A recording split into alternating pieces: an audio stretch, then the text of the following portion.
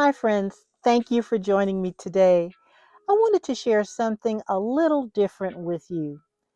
Since I have adult children and grandchildren, sometimes I ask myself, what would I tell my younger self?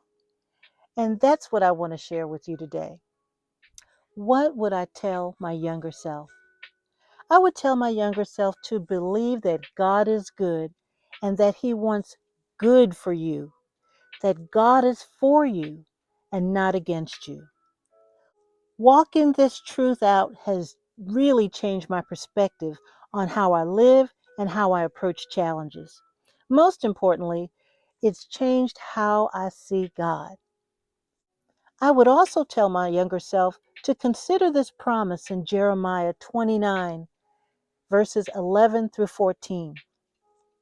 For I know the plans I have for you, declares the Lord, plans for welfare and not for evil, to give you a future and a hope. Another translation says, plans for good and not for evil, to give you a future and a hope. Verse 12, then you will call upon me and come and pray to me, and I will hear you. Verse 13, you will seek me and find me when you seek me with all your heart.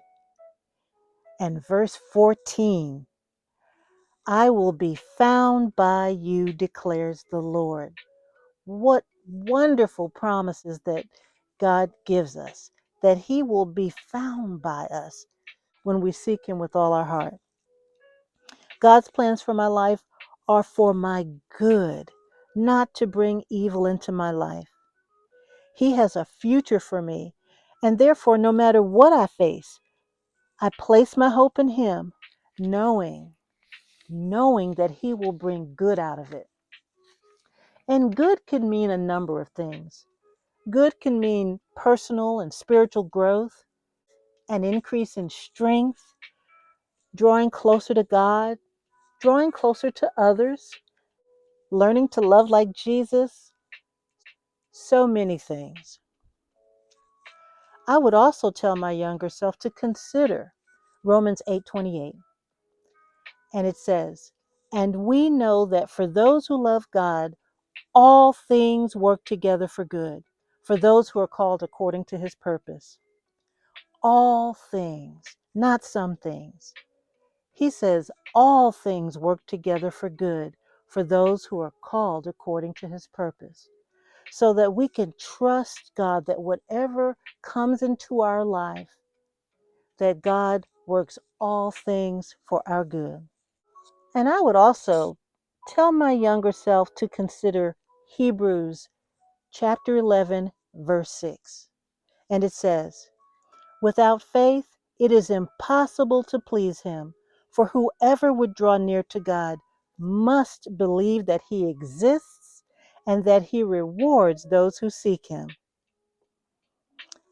Again, whoever would draw near to God, that means anyone.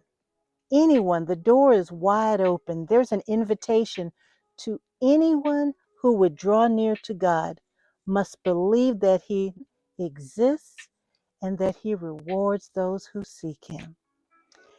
And do you know what that reward is? He is the great reward. God is not looking for perfection. He wants you to seek Him with all your heart and to believe that He'll reward you when you seek Him with Himself. He is the prize. He is our great reward. Well, thanks for joining me today. And until next time, take care.